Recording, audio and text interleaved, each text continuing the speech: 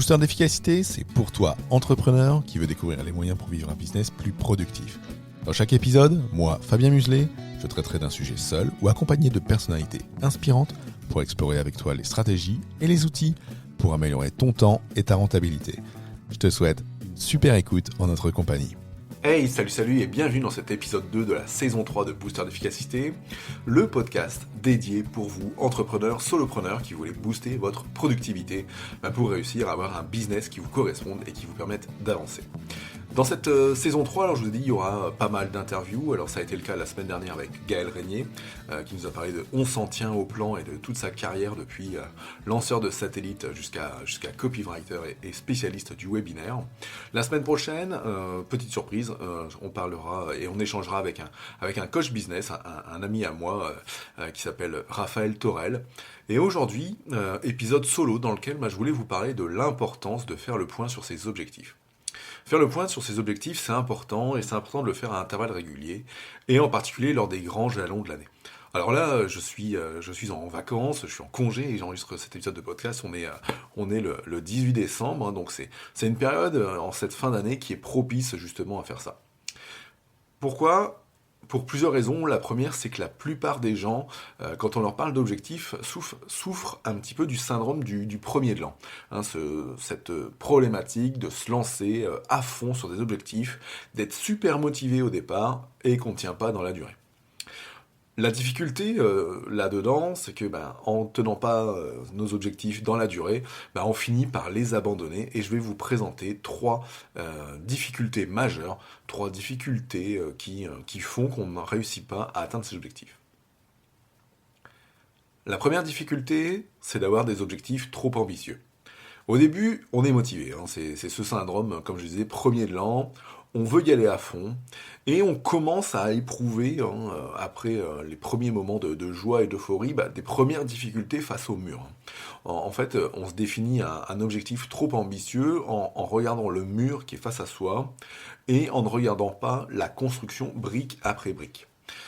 Et c'est là où la plupart des gens vont soit abandonner, parce que l'objectif, elles vont se dire non, c'est trop important, j'y arriverai jamais, paf, j'arrête tout de suite. Ou alors, les gens vont dire, allez, je voulais faire un mur de 2 mètres de haut, je vais en faire un d'1 mètre, ce sera déjà pas mal. Et du coup, on essaye de se rassurer en divisant notre objectif, en se disant, comme ça, je l'abandonne pas, mais j'en fais un plus petit, ce sera plus sympa, et puis, ce sera mieux, moins d'énergie, etc. Le problème, en le diminuant, c'est que tant qu'il part d'un truc trop ambitieux au départ, c'est que on ne réussit bien souvent pas à l'atteindre non plus. Ou alors, si on l'atteint, on est souvent déçu, désappointé. Voilà, on a fait le juste minimum parce que cet objectif super important, on l'a divisé en plein de morceaux, et à la fin, il reste pas grand-chose. Ou alors, on réussit pas à l'atteindre, et on abandonne, on diminue, et on abandonne, et on diminue, et on n'arrive pas à les atteindre, et on recommence. Et en fait, tous nos objectifs, on est super motivé au départ, et rien ne réussit. Et dans ces cas-là, à la fin, on finit par ne plus avoir d'objectifs, et du coup, à avoir des difficultés à avoir un business qui fonctionne. La deuxième difficulté dont je voulais vous parler aujourd'hui, c'est la difficulté à ne pas suivre ses objectifs. En fait, on croit avoir ses objectifs en tête, on croit avoir un plan de match dans son esprit, mais à la longue, on les oublie. C'est là où on peut vite fait s'éparpiller, voire les oublier, et puis se retrouver le 31 décembre, en fin d'année, en totale opposition avec ce qu'on voulait faire au départ, et d'être parti dans une direction business totalement différente. C'est un petit peu le cas de Dominique. Dominique, c'est un entrepreneur avec qui j'ai pu échanger ce dimanche 18 décembre dans un groupe d'entrepreneurs. On est en train de se motiver les uns les autres à se lancer comme il faut sur YouTube. Et Dominique voulait partir avec nous, et en fait il s'est rendu compte qu'il s'était éparpillé justement dans plein de directions en 2022, qu'il était parti dans plein de réseaux sociaux, qu'il a voulu créer plein de produits, des petits produits, des moyens produits, des grands produits, et puis pour finalement se rendre compte, grâce à une personne qui l'accompagne, qu'il finalement il était nulle part, qu'il était épuisé, qu'il en avait marre de son business, et qu'il était du coup sans résultat notable en cette fin d'année. La raison, clairement, c'est ne pas avoir de plan de match pour ses objectifs, et de ne jamais les suivre. Donc de ne pas avoir de rituel à intervalles réguliers, de process, de processus de suivi de ces objectifs pour pouvoir s'y tenir. On dit toujours dans les entreprises que ne s'améliore que ce qui peut être suivi, quantifié et mesuré. C'est pour ça que par exemple, tel que j'ai pu l'apprendre aux étudiants de l'Institut Polytechnique Unilassal à Amiens, un objectif il doit être SMART, spécifique, mesurable, ambitieux, réaliste et temporellement défini. C'est ça qui permet d'avoir une méthodologie de suivi. Donc ça, je dirais, ça en vient à la première partie, comment je crée et comment je me motive avec un objectif. Alors que là, dans la problématique que je vous exposais, c'est comment on les suit. Comment on fait en sorte, à intervalles réguliers, chaque semaine, chaque mois, de regarder où est-ce qu'on en est sur nos objectifs. Pour ça, c'est vrai qu'il est clair, il est mieux, un objectif, de pouvoir le mesurer, de savoir quel est notre pourcentage d'atteinte vers cet objectif, à combien de pourcents j'en suis avant sa réalisation. Et c'est ça que tu dois faire, c'est ça que vous devez faire si vous voulez réussir à atteindre vos objectifs, vous devez les suivre car ne s'améliore que ce que l'on peut suivre et mesurer. Le troisième difficulté, et ça c'est pareil, c'est une difficulté des gens qui ne suivent pas leurs objectifs, mais c'est aussi une difficulté des gens qui ne vont pas prendre de recul sur leurs objectifs, sur leur passage à l'action, c'est de ne pas faire d'amélioration de nos passages à l'action. C'est le principe même de l'amélioration continue, c'est de se dire à intervalles réguliers, au moment où justement on regarde nos degrés d'atteinte vers nos objectifs, de se poser la question, qu'est-ce qui a marché? Qu'est-ce qui n'a pas marché? Et qu'est-ce que je pourrais faire autrement? En fait, si tu fais pas ça, tu ne peux pas capitaliser sur ce qui a été bien ou mal, et sur ce que tu peux faire pour améliorer. C'est-à-dire que face à tes difficultés, si tu ne poses pas ces trois questions, tu vas continuer toujours dans la même façon de faire, dans la même direction, alors que peut-être il y a un petit chemin à prendre sur le côté pour éviter une difficulté.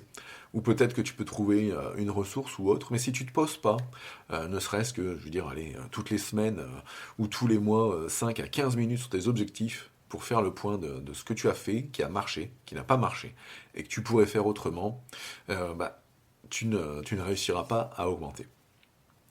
Alors ces trois raisons, ça a aussi été des raisons que moi j'ai pu me mettre et regarder dans mon amélioration.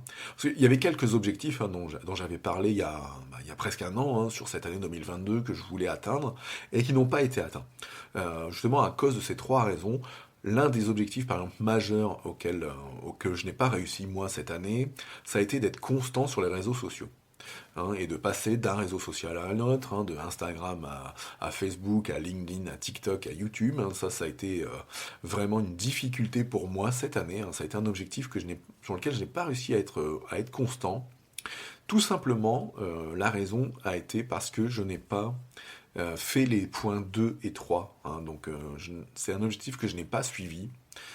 Et c'est un objectif sur lequel je n'ai pas regardé mon amélioration de passage à l'action. Donc ça, dans mes objectifs 2023, sur le choix du réseau social, comment je m'y tiens et comment je mesure mes avancées et comment je peux améliorer, ça fera clairement partie de ma feuille de route pour ça. Globalement, après, sur le reste des objectifs business pour booster d'efficacité, mon entreprise et pour ApoMind, mon association, tout a été atteint. ApoMind a été certifié Calliope, en bilan de compétences et en formation. Ma SARL Booster d'efficacité est ouverte et propose des coachings et propose aussi cette cohorte booster que tu peux retrouver sur mon site internet si tu veux nous rejoindre. Mais voilà, cet objectif de réseau social, lui, ça fait sur un an, il n'a pas été atteint et je me suis fortement dispersé à ne pas le mesurer. Donc voilà en tout cas pour ces trois raisons, ces trois difficultés pour lesquelles on ne réussit parfois pas à atteindre ses objectifs. Le premier, c'est de se donner des objectifs trop ambitieux. Le deuxième, de ne pas suivre ces objectifs. Et le troisième, de ne pas pratiquer d'amélioration continue sur son suivi d'objectifs. L'un des moyens pour vaincre ces trois difficultés, ça va être clairement d'améliorer ta productivité, de mettre en place des process et de te dégager du temps. Pour ça, justement, en te basant sur mon triangle PAD de la productivité, tu vas pouvoir te dégager ce temps pour contrôler tes objectifs et être dans ta position de chef d'entreprise, ta position de CEO, et savoir dans quelle direction va ton business. J'en parlerai très prochainement, jeudi, dans ma prochaine conférence intitulée les 3 étapes pour un business plus productif grâce à ma méthode Booster. Tu vas pouvoir aller en moins d'une heure découvrir les techniques pour gagner jusqu'à 8 heures par semaine dans ton business et surtout rester aligné sur la route de tes objectifs, c'est-à-dire la route vers ton succès, vers le succès de ton business.